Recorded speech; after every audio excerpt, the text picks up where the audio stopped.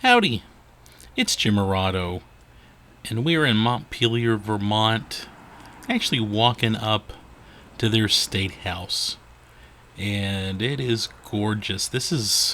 I don't want to say it's one of my favorites, but I do like it a whole lot. I think it's just so pretty, in a pretty town. Check out that dome. This is just an incredible, gorgeous place. Lots of history. We were here back in 2016 and we took a guided tour. I think with COVID and everything going on right now, they've kind of changed some stuff up, kind of redirect you to go a slightly different route. I wanted to mention we just saw one of the Spanish naval guns that were captured from the Spanish cruiser Castilla, maybe, after the Battle of Manila Bay in 1896 during the Spanish-American War. I thought that was pretty cool. I wanted to mention that. Yeah, anyway, we were here back in 2016 and we had a guided tour, which was really, really great. They had a couple of ladies here doing tours, and they did a great job. On this day, we kind of did a little, we just did a self-guided tour. They gave us a couple of maps and descriptions about what was going on here at the State House, and pretty much just let us roam around. Weren't a lot of people here. They had some great display cases.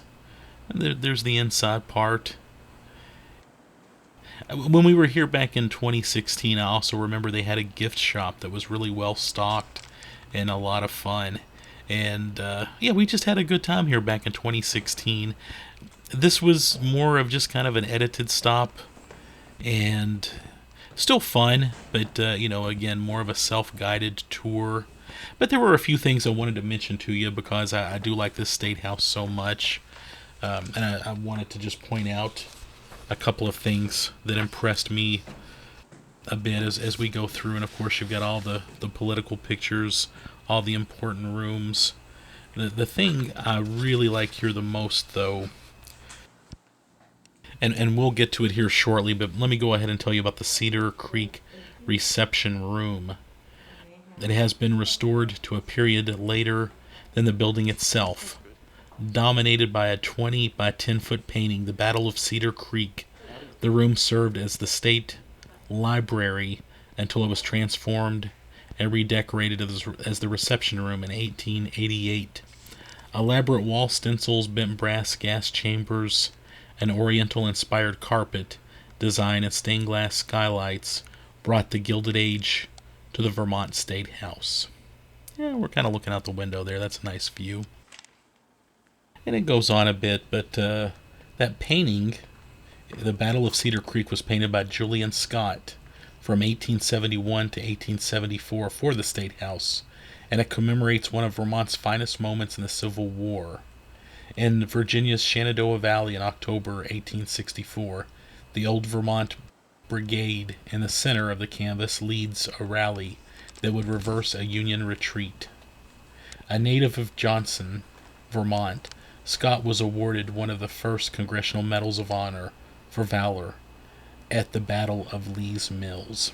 And we'll see that here in a moment, but I wanted to read that to you because to me that's just such a highlight of this visit. The painting alone is reason enough to go and visit. And Julian Scott, I read a book on him not too long. Actually, I bought it in 2016 and read it. I really enjoyed reading about him and his life as an artist and as a Civil War soldier. We were in New Market, Virginia. They had their Civil War museum, and they have some original Julian Scott paintings there too, and it was really exciting looking at those. Wanted to mention before I forget too about the dome. The State House is surmounted by a golden dome and statue of agriculture. The dome is 57 feet high and made of wood, sheathed in copper and covered with 23.75 karat gold leaf. The original statue was created by Brattleboro sculptor Larkin Mead in 1859, but by 1938 the wooden figure had rotted and was in danger of toppling. They replaced it. Here we're coming up on the Julian Scott paintings. And this room is just, it's so exciting standing in this room. Wonderful, wonderful paintings. We were the only two people here on this day, and it was just such a treat to be here and to look at what's here. And it's all displayed so perfectly. And when I think of legendary Civil War paintings, I always think about the cyclorama in Gettysburg. And there's actually more than one cyclorama if you want to read up on that. But, the most significant one on display is the Gettysburg one in Gettysburg. There's also one in Atlanta. I haven't made my way to see that one yet. But definitely I'd say the cyclorama in Gettysburg is the most well-known. This one almost rivals that one in my brain just for its sheer perfectness, if you can say that. But yeah, just check out how you almost feel like you could step into that painting and be with those Vermont soldiers. And again, just a spectacular room, just a great place for that painting. And we're just sort of roaming around the State House at this point. Wanted to say we did also visit the Concord, New Hampshire State House on this visit to New England. Another wonderful capital. We did get a guided tour. They technically weren't doing guided tours, but a very sweet lady said she would give us a tour anyway, which I thought was just really classy. So we got to take in two wonderful state houses on this trip. I'll put another video up of the New Hampshire one, and it will definitely be longer than this one. It kind of has a homey feel as we walk around. Montpelier is a wonderful town too. I'm going to put up some more videos about Montpelier. Capitol Grounds Coffee. It's a short walk from the State House. One of my favorite coffee shops in America. Definitely, I'll say it's my favorite one in Vermont for sure. And though there's some rivals, but it's a great coffee shop. Other nice little shops. Just walking distance from here. If you're going to be in Vermont, you owe it to yourself to set aside at least a day for Montpelier and walk the streets slowly, sit and enjoy a cup of coffee at Capitol Grounds. Here's a great sculpture of Lincoln. I know I've got some information on it. Yeah, from some of the literature they gave me when we walked in for our self-guided tour. Upon entering the main lobby of the State House, you will see the only work of art by Larkin Mead that remains in the Capitol, the bust of Abraham Lincoln at the end of the Hall of Inspections. The bust was done in preparation for the large bronze statue Mead created for Lincoln's tomb in Springfield, Illinois. The lobby's marble floor exhibits white tiles from Dandy, Vermont, and black tiles from Isle La Motte on Lake Champlain. But yeah, just a great sculpture of Lincoln there. It also mentions that if you look closely at the floor, you'll see fossils embedded in many of the black tiles.